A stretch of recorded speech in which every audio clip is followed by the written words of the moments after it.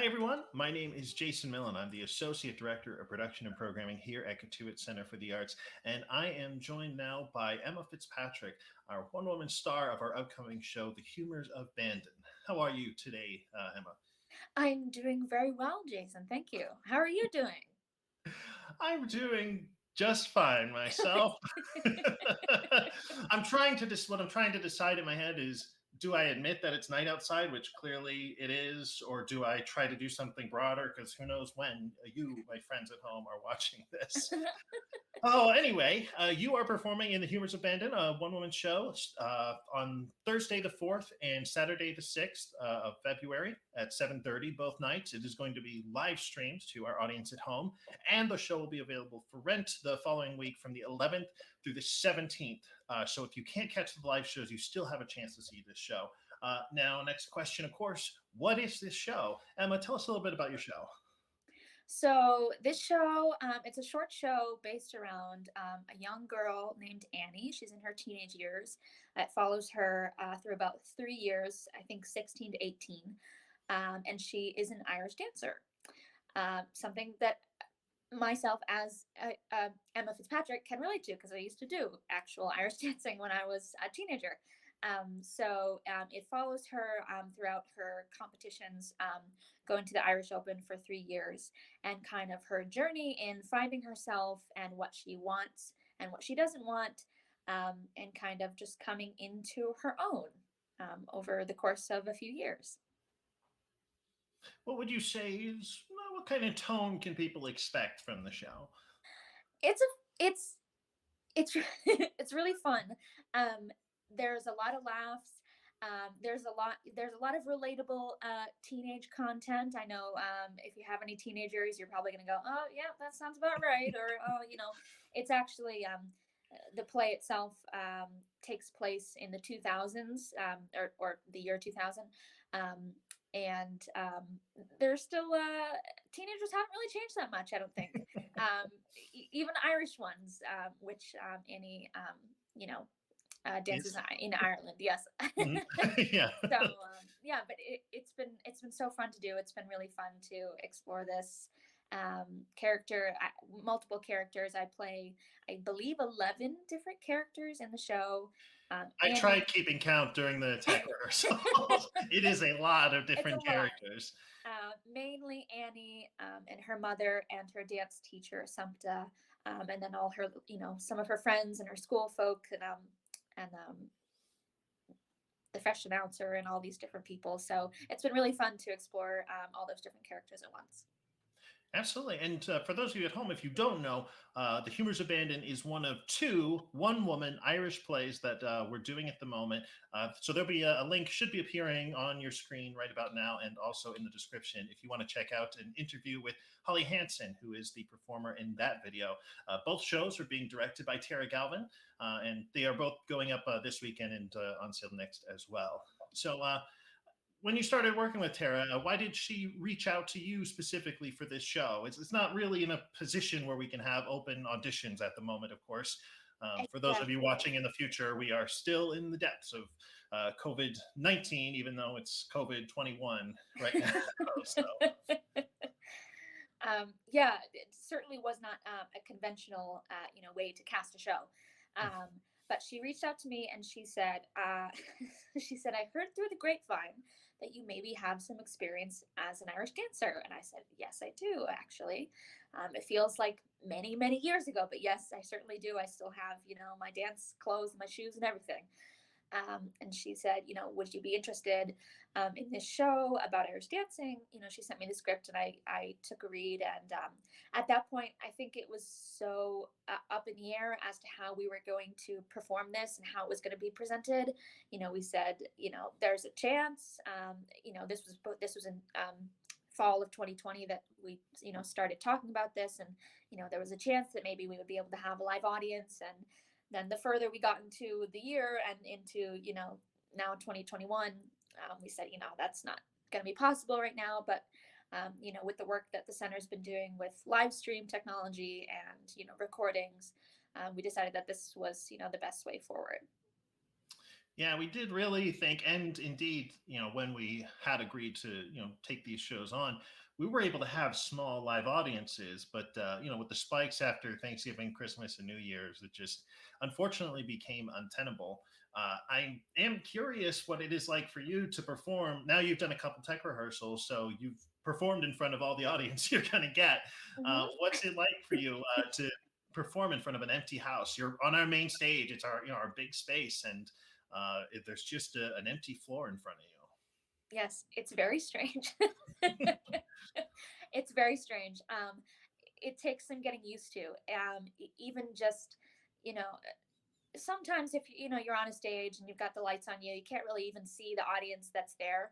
But that energy that they give back to you as a performer, you don't realize how much you miss it until it's gone. And that was certainly an adjustment. You don't have, people laughing at the jokes that you're telling, so you don't know if they're landing correctly. You don't have, you don't have people, going quiet at the tense moments in the show, and so that adjusting to really trust that you're doing what you're supposed to be doing without getting that live feedback is a skill that I am learning. you.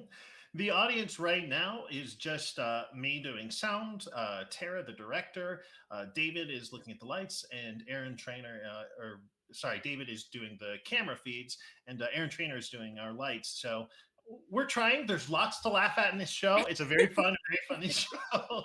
But I will say it is weird as an audience member to be in a completely empty house as well. So Yes. I think there's some reciprocal energy there. I am curious, the other aspect that's new to you. For those of you who don't know, Emma starred in the incredible production of Constellations. That's I directed. People said it was good, so I trust that they think it will. If they think it was, that was a two-person show opposite Elliot Sicard, and so have you? You hadn't done. Correct me if I'm wrong. You hadn't done a two-person show up to that point. I had not. I had not done a And two-person now you're show. doing a one-person show completely by yourself. Yep. Just getting rid of those co-actors left and right. Get rid of them. Who needs them? I'm good No. enough on my own. I um, remember some of our discussions during Constellations about what it's like to have only one person, you're anchored to. How much different is it now to lose that one last person? Is it just sort of okay, one fewer person, or is it a completely different energy for you? it's very different. I found for me personally. It was hard with only two people, but at least you had someone to go off of. If you got lost, or if you forgot where you were, or if you weren't feeling the right energy, you had something to work off of. And certainly this has been hard, but it's been really fun, and I think it's a really good skill to have as an actor, just to learn to do, to be in a one person show.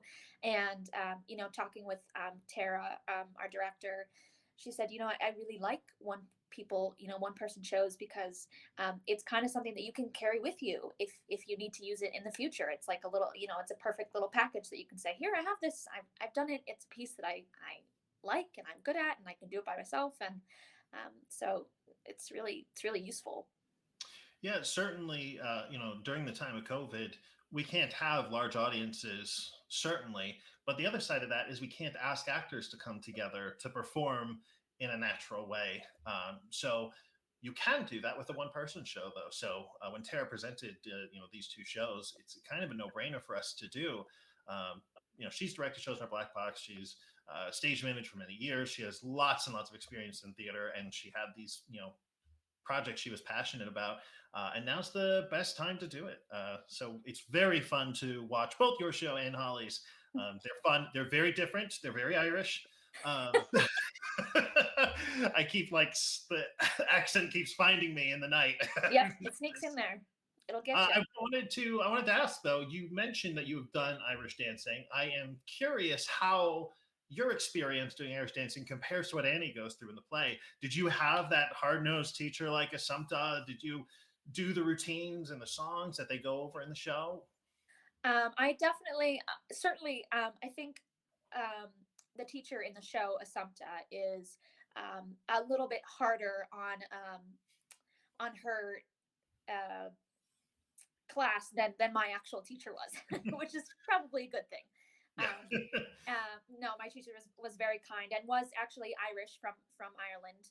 You know, we obviously I learned here in the United States, but I still have memories of her going 1 2 3 1 2 3 and and some of the I think some of the terms were just slightly different. So there were a couple things that I had to look up. You know, maybe between the American version of Irish dancing and the Irish version, or possibly just the difference in years, from 1999 to, when I was doing it in, gosh, 2005 or, around that area. But a lot of it's exactly the same, which is kind of comforting to know that it, hasn't changed all that much. Was it easy to slip back into? I mean, you will see dancing in this show, so that's a plus. That's always fun, certainly. But how easy was it? You said you still have the shoes, so you're able to Yep. put those back on. Yeah. Still the shoes. They're a little more worn in than they used to be. They've been sitting in an old dance bag for quite a few years. But yep, I do a little bit of dancing in it, and that actually came back pretty easily, which was fun. I got all giddy being able to put my shoes on and do all my trebles and all that. So that was fun for me. Yeah, that's a lot of people say, physical stuff like that. It's so easy for it to come back to you, Yeah, and riding a bike. certainly the ability to perform has come back to you. You haven't done any theater, of course, since the shutdown started in March. What were you working on back then? Oh gosh, March. Oh my gosh, March of last year. I know. I was like, how long ago was that? I was in the midst of rehearsals for our production of Spamalot at the Tilden Arts Center, which we were so excited about. But obviously, Yes, at Cape Cod with Holly was in that as well. yes, Holly was in that as So well. Yep, at the community college. Um, we had a great cast. It was going to be really fun. So obviously, it's on hold, indefinitely. But yeah, but maybe someday we'll I get know back I to was it. looking forward to it. That show is so fun, and that cast was amazing. Yeah. But it's hard, as theaters start to come back online.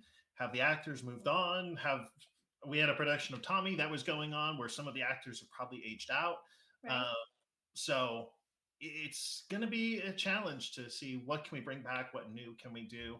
I certainly hope we eventually get to see something like the production that y'all planned over at the community college, because that was going to be a great show for sure. Yeah, me too. Yeah.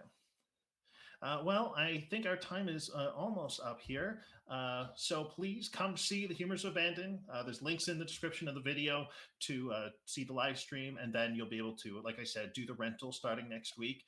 Anything that you purchase, the proceeds are split between the performers and the artists and the center. So you are doing support for the artists, you're doing support for the Arts Center. We certainly couldn't appreciate it. I know Holly, I know Tara and Emma are all going to be very happy to get whatever support they can. Having worked on the shows, I can say they're both fantastic.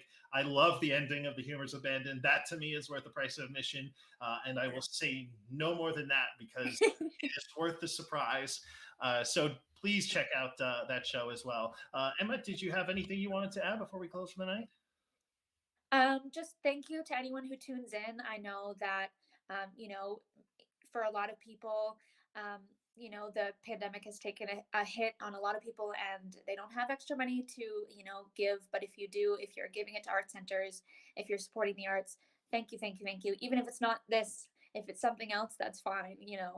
I mean, please support this. But This is a great thing to support. This is a great thing. But it's affected so many people, and the fact that an entire industry is still shut down, virtually, is it's hard. It's hard on a lot of people. So thank you so much for your support. I couldn't have said it better. Thank you all so much. The arts are alive at Cotuit Center for the Arts. All I can ask you now is to do it at Cotuit. We'll see you soon. Bye now.